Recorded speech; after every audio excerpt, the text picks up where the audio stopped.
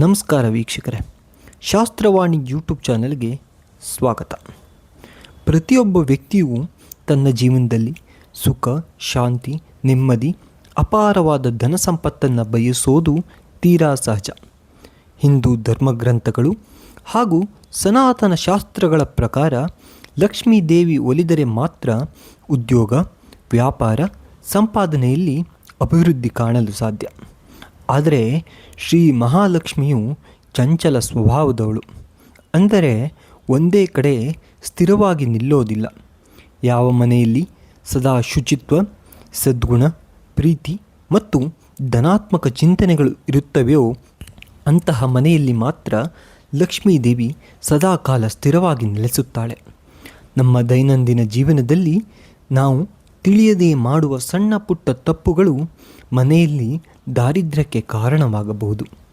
ಹಾಗಾದರೆ ಶಾಸ್ತ್ರೋಕ್ತವಾಗಿ ಅಷ್ಟಲಕ್ಷ್ಮಿಯರ ಕೃಪೆ ಸದಾ ನಮ್ಮ ಮೇಲಿರಲು ಹಾಗೂ ಮನೆಯಲ್ಲಿ ಐಶ್ವರ್ಯ ವೃದ್ಧಿಯಾಗಲು ನಾವು ಏನೇನು ನಿಯಮಗಳನ್ನು ಪಾಲಿಸಬೇಕು ಎಂಬುದನ್ನು ಈ ವಿಡಿಯೋದಲ್ಲಿ ಅತ್ಯಂತ ವಿಸ್ತಾರವಾಗಿ ಹಾಗೂ ವಿವರವಾಗಿ ತಿಳಿದುಕೊಳ್ಳೋಣ.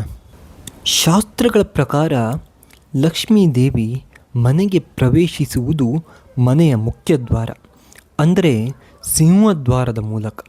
ಆದ್ದರಿಂದ ಪ್ರತಿದಿನ ಬೆಳಿಗ್ಗೆ ಸೂರ್ಯೋದಯಕ್ಕೂ ಮುನ್ನ ಎದ್ದು ಮನೆಯ ಮುಖ್ಯ ಬಾಗಿಲಿನ ಮುಂಭಾಗವನ್ನು ನೀರು ಹಾಕಿ ಸ್ವಚ್ಛವಾಗಿ ತೊಳೆಯಬೇಕು. ಹೊಸ್ತಿಲಿಗೆ ಅರಿಶಿಣ ಮತ್ತು ಕುಂಕುಮವನ್ನು ಹಚ್ಚಿ ನೈಸರ್ಗಿಕ ಮಾವಿನ ಎಲೆಗಳಿಂದ ಮಾಡಿದ ತೋರಣವನ್ನು ಕಟ್ಟುವುದು ಅತ್ಯಂತ ಶ್ರೇಷ್ಠ. ಬಾಗಿಲ ಮುಂದೆ ಪ್ರತಿದಿನ ರಂಗೋಲಿ ಹಾಕುವುದರಿಂದ ಧನಾತ್ಮಕ ಶಕ್ತಿ ಮನೆಗೆ ಆಕರ್ಷಿತವಾಗುತ್ತದೆ. ಮುಖ್ಯವಾಗಿ ಗಮನಿಸಬೇಕಾದ ಸಂಗತಿ ಎಂದರೆ ಸಿಂಹದ್ವಾರದ ತೀರಾ ಹತ್ತಿರದಲ್ಲಿ ಅಥವಾ ಮುಂಭಾಗದಲ್ಲಿ ಎಂದಿಗೂ ಚಪ್ಪಲಿ, ಬೂಟು ಅಥವಾ ಡಸ್ಟ್ಬಿನ್ಗಳನ್ನು ಚೆಲ್ಲಾಪಿಲ್ಲಿಯಾಗಿ ಇಡಬಾರದು. ಇದು ಲಕ್ಷ್ಮಿಯ ಆಗಮನಕ್ಕೆ ಅಡ್ಡಿಯಾಗುತ್ತದೆ. ಮುಸ್ಸಂಜೆಯ ಪ್ರದೋಷ ಕಾಲವು ಲಕ್ಷ್ಮೀದೇವಿ ಮನೆಗೆ ಆಗಮಿಸುವ ಅತ್ಯಂತ ಪವಿತ್ರ ಸಮಯ. ಈ ಸಮಯದಲ್ಲಿ ಮನೆಯನ್ನು ಎಂದಿಗೂ ಕತ್ತಲಾಗಿ ಇಡಬಾರದು. ಸಂಜೆ 6 ಗಂಟೆಯ ಸಮಯಕ್ಕೆ ಸರಿಯಾಗಿ ಮನೆಯ ದೇವರ ಕೋಣೆ, ಮುಖ್ಯ ಬಾಗಿಲು, ಮನೆಯ ಹೊರಾಂಗಣದಲ್ಲಿ ದೀಪಗಳನ್ನು ಬೆಳಗಿಸಬೇಕು.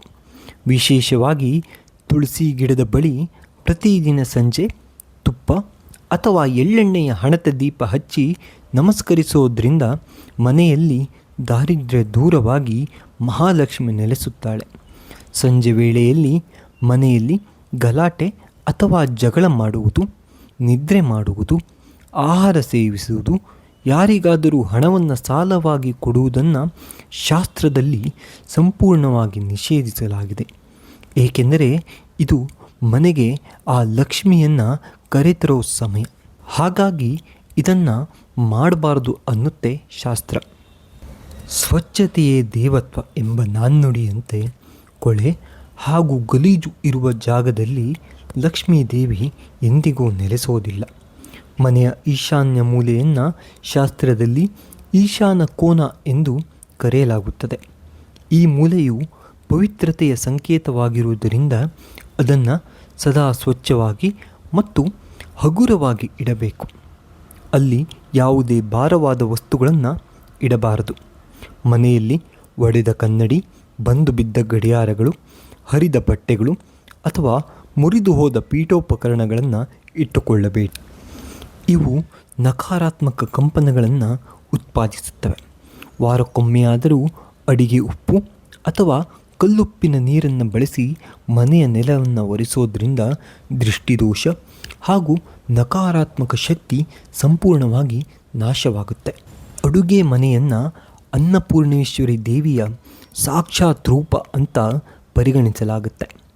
ರಾತ್ರಿ ಊಟವಾದ ನಂತರ ಬಳಸಿದ ಎಂಜಲು ಪಾತ್ರೆಗಳನ್ನು ತೊಳೆಯದೆ ಸಿಂಕ್ನಲ್ಲಿ ಹಾಗೆಯೇ ಇಟ್ಟು ಮಲಗುವುದು ಅತ್ಯಂತ ದೊಡ್ಡ ದೋಷ. ಇದರಿಂದ ಮನೆಯಲ್ಲಿ ಸಾಲ ಬಾಧೆ ಹೆಚ್ಚಾಗುತ್ತದೆ. ಧಾನ್ಯ ಹಾಗೂ ಆಹಾರಗಳನ್ನು ಎಂದಿಗೂ ಪೋಲು ಮಾಡಬಾರದು ಮತ್ತು ಅನ್ನವನ್ನು ಗೌರವಿಸಬೇಕು.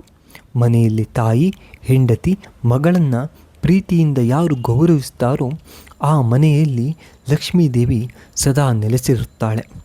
ಇನ್ನು ಶುಕ್ರವಾರದಂದು ಲಕ್ಷ್ಮೀದೇವಿಗೆ ಕೆಂಪು ಹೂವನ್ನು ಅರ್ಪಿಸಿ ಓಂ ಶ್ರೀಂ ಹ್ರೀಂ ಶ್ರೀಂ ಮಹಾಲಕ್ಷ್ಮೀ ನಮಃ ಎಂಬ ಮಂತ್ರವನ್ನು ಪಠಿಸಬೇಕು.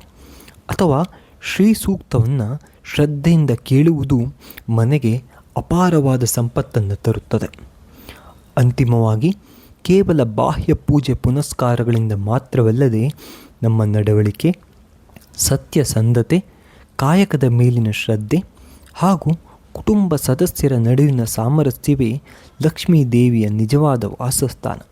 ಈ ಸರಳ ಹಾಗೂ ಶಾಸ್ತ್ರೋಕ್ತ ನಿಯಮಗಳನ್ನು ನಿಮ್ಮ ನಿತ್ಯ ಜೀವನದಲ್ಲಿ ಅಳವಡಿಸಿಕೊಂಡು ಶ್ರೀ ಮಹಾಲಕ್ಷ್ಮಿಯ ಕೃಪೆಗೆ ಪಾತ್ರರಾಗಿ. ಈ ವಿಡಿಯೋ ನಿಮಗೆ ಇಷ್ಟವಾಗಿದ್ದರೆ ನಿಮ್ಮ ಫ್ರೆಂಡ್ಸ್ಗೆ ಶೇರ್ ಮಾಡಿ, ನಮ್ಮ ಚಾನಲ್ನ ಸಬ್ಸ್ಕ್ರೈಬ್ ಮಾಡಿ, ಜೊತೆಗೆ ವಿಡಿಯೋಗೆ ಒಂದು ಲೈಕ್ ಒತ್ತಿ. ಧನ್ಯವಾದಗಳು. ಜೈ ಶ್ರೀ ಮಹಾಲಕ್ಷ್ಮಿ.